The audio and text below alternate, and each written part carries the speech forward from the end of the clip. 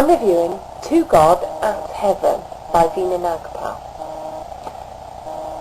I love this title.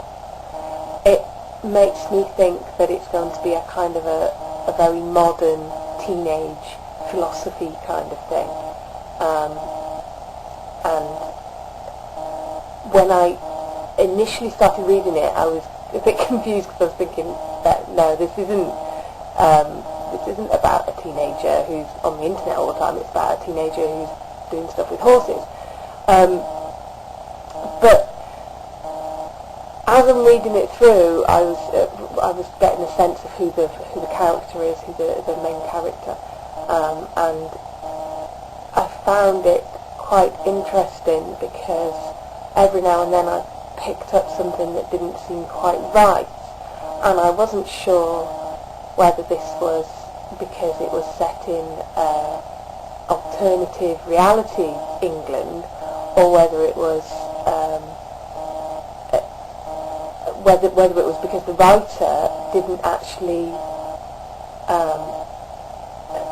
actually that experienced and hadn't done that much research on England, because there were some things that just didn't seem English.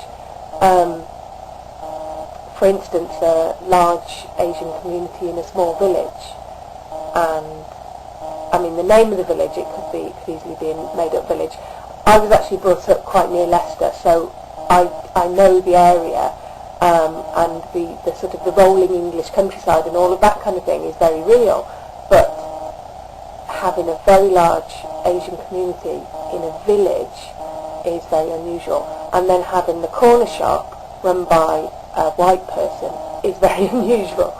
So I was thinking, what's happening here? Is this some kind of twisted picture of England, sort of turning things on their head? As I was reading on, I was thinking, yes, I kind of got a sense of, yes, that is how it's happening, that the author has deliberately turned things on their heads, and you've got this white person accused of something that nobody really has any witness of, and this huge gang, and it's obviously a racist attack, and riots. But it's odd to think that a riot would happen in a village, and that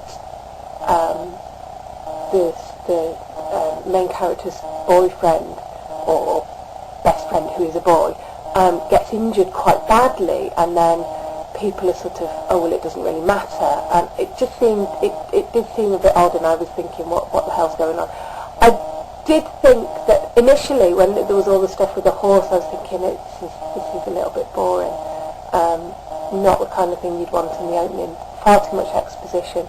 But when you get the scene where the friends are telling the girl about the riot and what happened, and you get this sense of dread and what's happened to Peter, what's happened to him, and they won't tell her, and then they eventually tell her, he's in hospital, he's in London, and then she's, oh my God, I've got to go to London, and she, I think that kind of thing, that is more the kind of thing that I would want to see at the beginning, or even the actual riot at the beginning. I did wonder whether there was a prologue. I had a look back to see if there was a prologue, because I know some of the Abner contestants had their prologues taken off, and I would have expected the actual riot to be seen in the prologue, and then for it to go into this sort of long story of this girl.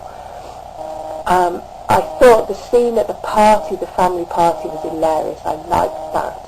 That reminds me a lot of some sort of films that I've seen, some Asians in Britain kind of films, which things like Bend It Like Beckham, which I really love, and the kind of I think the characterisation and those sort of the girls and the way they speak, the way they said, oh my God, and all of this business, that is very real. That really brings the characters alive. I just think that bit at the beginning with the horse and the kind of thoughtfulness and introspection isn't the kind of thing you want at the beginning. You want that bit later on. But I'm going to give it 4 stars, and I really would like to find out what happens and whether this is a kind of an alternative reality or near future, or whether this is what your experience of England is, because it's not my experience of England. But then everybody has different experiences. So that's my review.